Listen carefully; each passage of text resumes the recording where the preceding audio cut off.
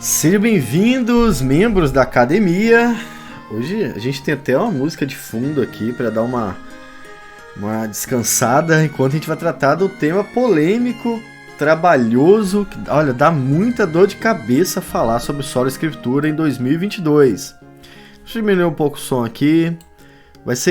São 2 vídeos sobre esse tema, justamente por causa da quantidade de coisa que tem que ser falada, né? E assim, tem que ser aceita também, né? E essa é a grande dificuldade do tema das Sagradas Escrituras, tá?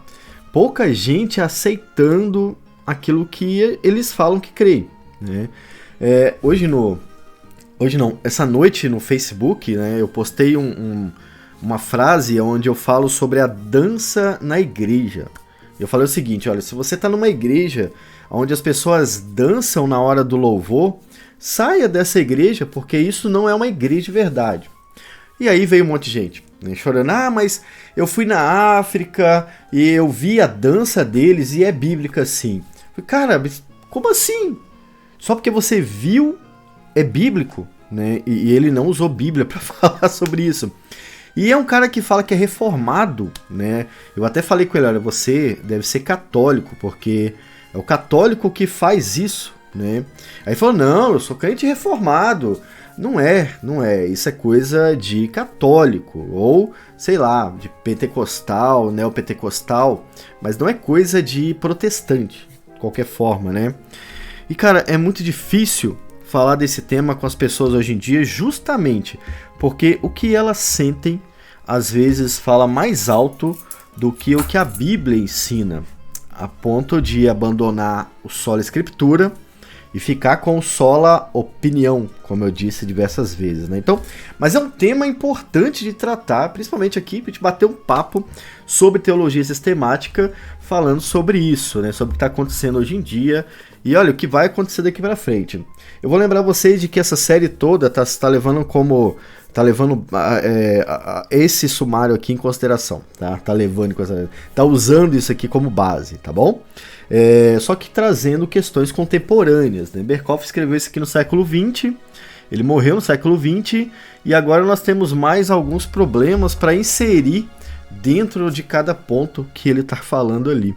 E por isso é uma conversa teológica com questões contemporâneas. Essa é a primeira parte desse vídeo. Eu pretendo fazer uns 20 minutos cada vídeo, né? O último deu 40 minutos. Eu não quero fazer mais vídeo de 40 minutos, vou fazer de 20 mesmo. Até para que eu descanse e volte a falar com vocês. Então, vamos achar aqui o tema de hoje, né? Deixa eu baixar um pouquinho o áudio aqui para não atrapalhar vocês. Agora eu preciso de concentração, né? Tá aqui, ó. Eu escrevi o tema trazendo questões do Berkhof. Eu estou fazendo assim, tá? No futuro, quem sabe? Isso aqui pode virar um livro, uma apostila, não sei, né? Só Deus sabe. O que eu estou fazendo é escrever por enquanto. Você também que não participa das lives semanais, Uma Vida com Propósito, está perdendo muita coisa, tá? Então você é membro, pode participar lá, tem membros participando ativamente das lives e também tem o grupo dessa nova caminhada que eu tô trilhando aqui no canal, tá? Vou ficar muito feliz se você participar também, tá bom? Vamos lá então.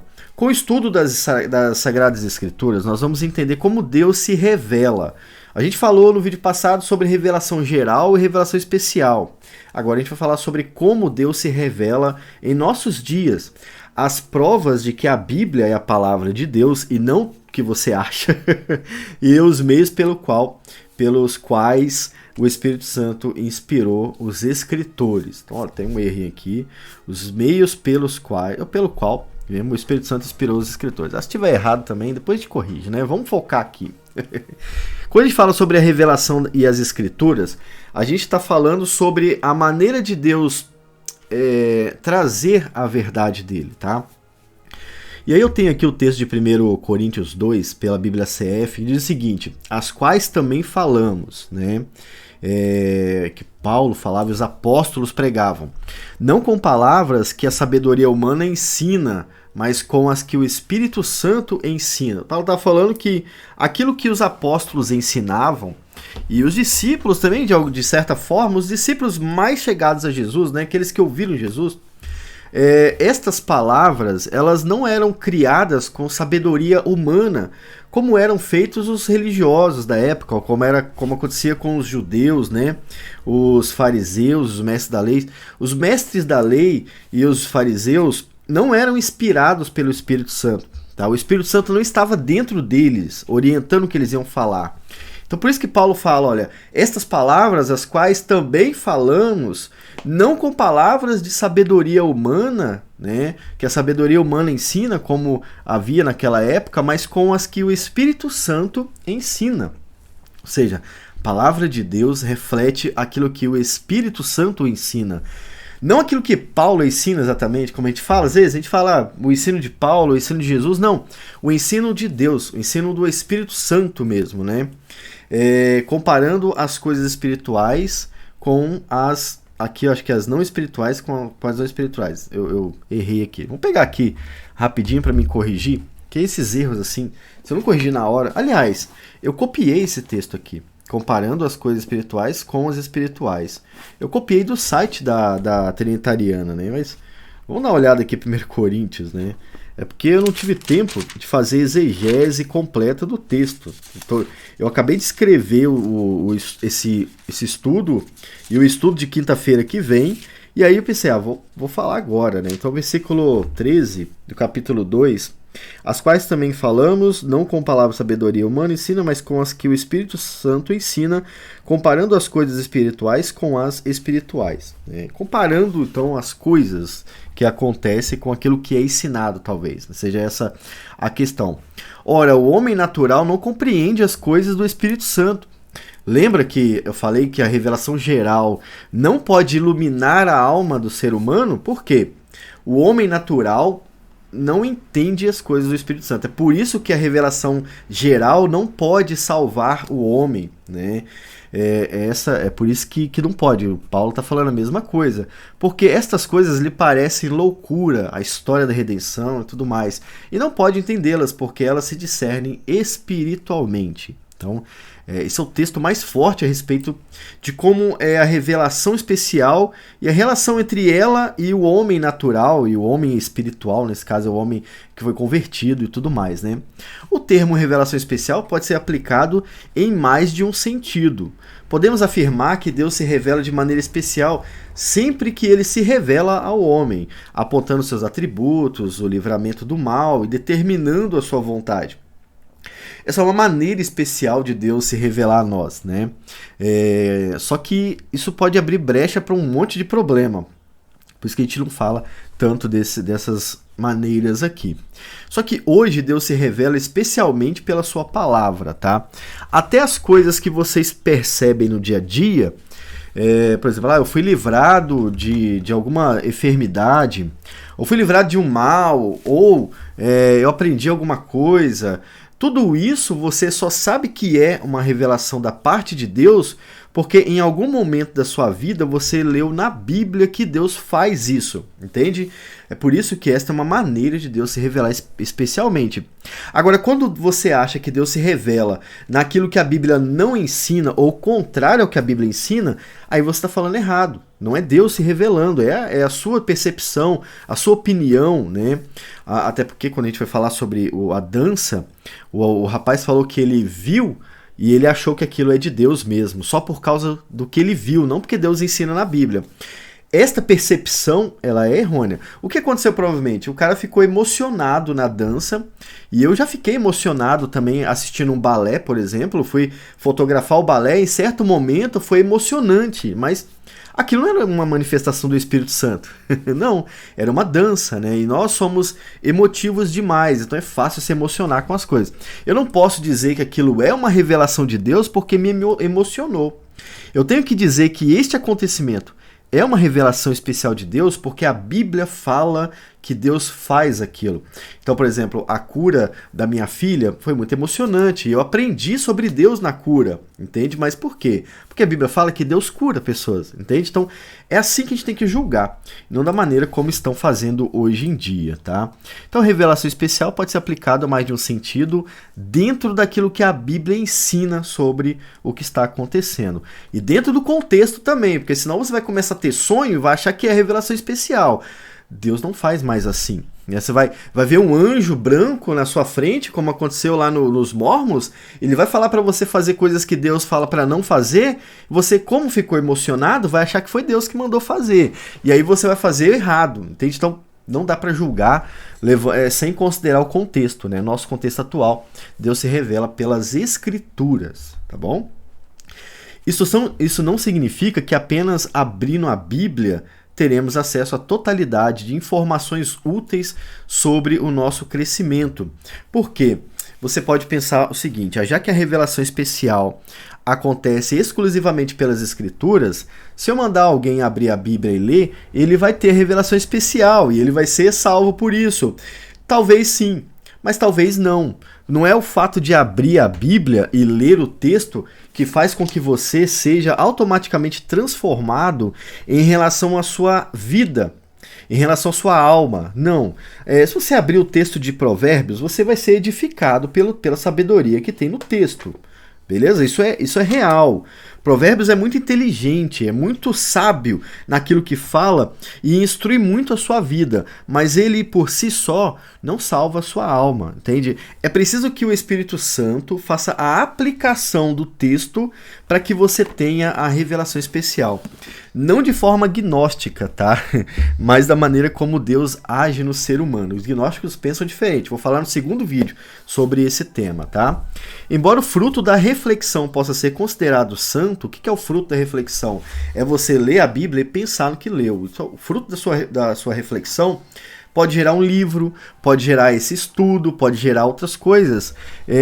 A gente não pode afirmar que isto é a revelação especial. Eu não posso pegar o fruto do estudo da Bíblia e dizer que este estudo é fruto da revelação especial, ou ela é a revelação especial, entende?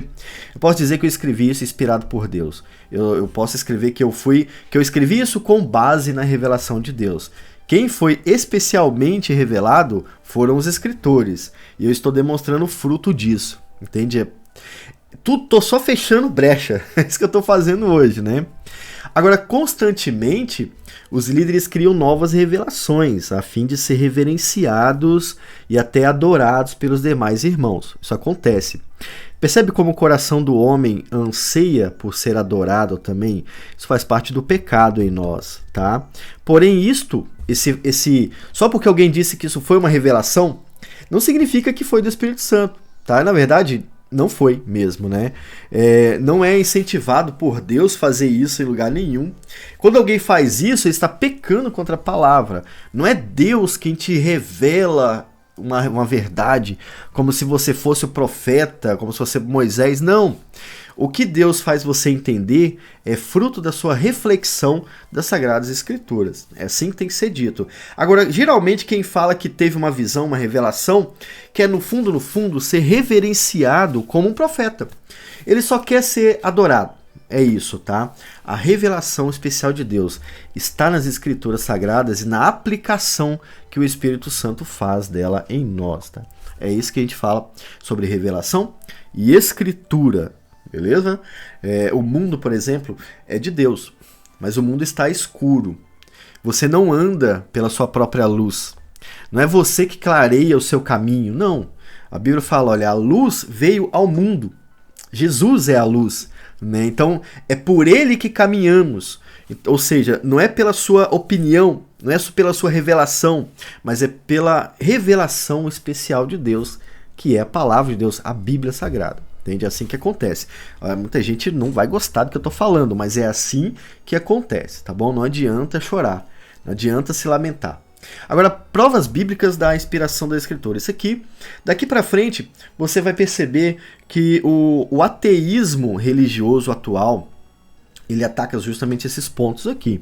Então você precisa ter provas bíblicas da inspiração das Escrituras. Você precisa entender como a Bíblia fala sobre isso, tá?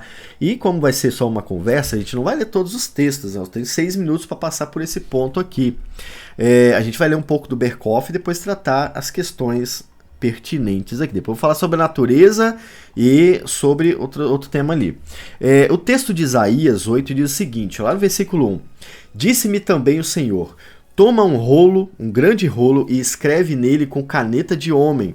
Apressando-se ao despojo, apressou-se à presa. Deus mandou ele escrever isso, tá? Então, mas a prova de que a Bíblia é inspirada e de que Deus mandou escrever tudo isso vem da própria Bíblia, né? Moisés foi orientado a escrever aquilo que estava acontecendo, ou a mensagem. Deus escreveu a lei na tábua. Então, desde o início, desde a libertação do povo, Deus escolheu escrever a sua palavra, entende? E quando a gente vai, por exemplo, lá para Neemias 8, que é um dos últimos livros do Antigo Testamento, né, em relação à história, você vê o próprio Neemias, os escribas, ouvindo a palavra de Deus escrita, a palavra que estava escrita. Ou seja, a própria igreja já aceita desde o Antigo Testamento que o que tem que ser dito está escrito, entende? E não revelado de forma sobrenatural como acontecia no passado. Então olha só, estas provas mostram tanto que a Bíblia é inspirada e escrita, como quanto que os antigos liam e explicavam o que estava escrito, entende? Desde o início funciona assim. Então, quando você vai para a igreja, você faz alguma coisa que já se fazia no Antigo Testamento, né? Só não nesse formato bonito que você tem hoje, não o formato da ACF, mas já era assim, tá bom? O culto já era assim que acontecia, inclusive a grande polêmica da semana foi em relação ao próprio culto, né?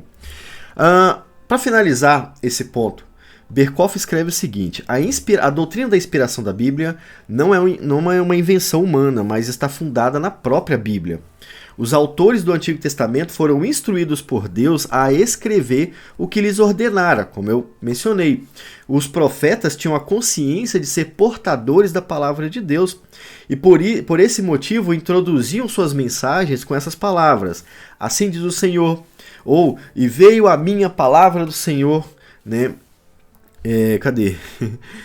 Veio a minha palavra do Senhor dizendo... Então tem os textos aqui, pausa o vídeo para você anotar, se você não tiver o livro do Berkhof, tá? O apóstolo Paulo fala de suas próprias palavras como sendo as palavras do Espírito Santo, como eu mostrei no primeiro texto que nós lemos hoje, né? Na Epístola aos Hebreus, por exemplo, nós encontramos citações do Antigo Testamento mencionadas como sendo a palavra de Deus, ou do Espírito Santo, tá aí os textos também. Então assim, a Bíblia mesmo usa a Bíblia para ensinar a vontade de Deus, entende?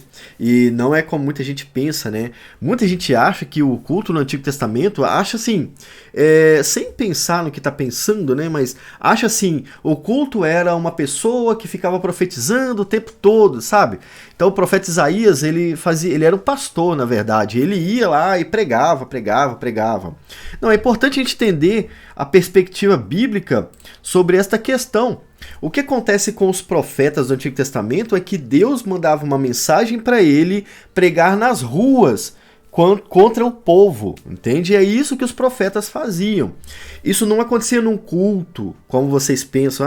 Não, estava no culto de domingo à noite e o profeta Isaías recebeu uma revelação e ele começou a entregar. Não era assim que acontecia.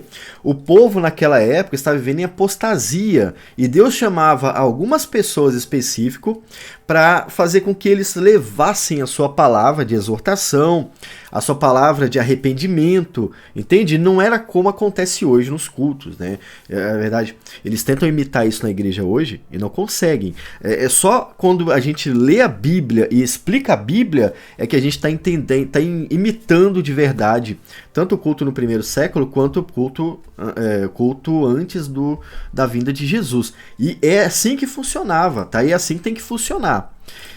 Aí tem alguns pontos aqui. A passagem mais importante que existe sobre a inspiração das Escrituras se encontra em 2 Timóteo 3,16, onde fala o seguinte: toda a Escritura é divinamente inspirada e proveitosa para ensinar, para repreender, para corrigir, para instruir em justiça, né? E isso é uma citação de Berkhof, tá bom? Cansei, né? Eu tô começando a falar mais rápido, né? Quando a gente grava esse conversa, eu consigo ficar mais à vontade com vocês, né? Eu vou responder essas 3 questões aqui e vou encerrar a primeira parte, tá? Primeiro, por que não existe mais esse tipo de inspiração? Por quê? Os próprios pais da igreja, ou seja, os pastores mais antigos após os apóstolos, usavam e escreviam sobre os textos já produzidos. Então, olha, as primeiras cartas que vêm depois dos apóstolos, elas já usavam o Novo Testamento, por exemplo, para pregar uma mensagem. Entende? Por isso que a gente entende que a revelação especial encerra no Novo Testamento, porque os próprios antigos escritores já entendiam assim. Eles não consideravam as suas palavras inspiradas, eles consideravam as suas palavras como expressões da palavra de Deus, entende? Então há relatos, por exemplo, de que nos cultos do segundo século se usava muito a carta de João, né? Ou seja, tá vendo como o povo já estava usando? Mesmo que o cânon fosse fechado no 4º século diante, o texto do Novo Testamento já era considerado uma revelação especial e era usado nos cultos. É por isso que a gente entende que não existe mais esse tipo de inspiração. Tá? Deus mesmo direciona a igreja de maneira natural a entender isto. Então, desde a história mostra que é assim, tá? E a história é importante de se considerar. Você não vai desconsiderar a história só para apoiar um cara doido no meio da igreja falando coisa que não tem noção, né? A história é bem mais importante do que o que esse maluco tá fazendo na igreja. Entende-se como especialmente revelada, portanto, isso aqui é interessante, aqueles textos cujos autores, né? Tem que me corrigir aqui, né? Eu saio do manto para me corrigir no português, né? E talvez eu até esteja errado de novo, mas tá bem. Então, a gente entende como especialmente revelado aqueles textos cujos autores estiveram diretamente ligados a Jesus, ou a Deus, né, o Pai, como está escrito ali, como no Antigo Testamento. Então, por exemplo, o texto de Moisés, mesmo que não tenha sido completado por Moisés, ele é inspirado porque Moisés, que estava diretamente ligado a Deus, escreveu. Josué também esteve completamente ligado a Deus e também escreveu. Tem o texto de Josué, ou o texto do período de Josué, que era muito próximo aos eventos inspirados por Deus, tá?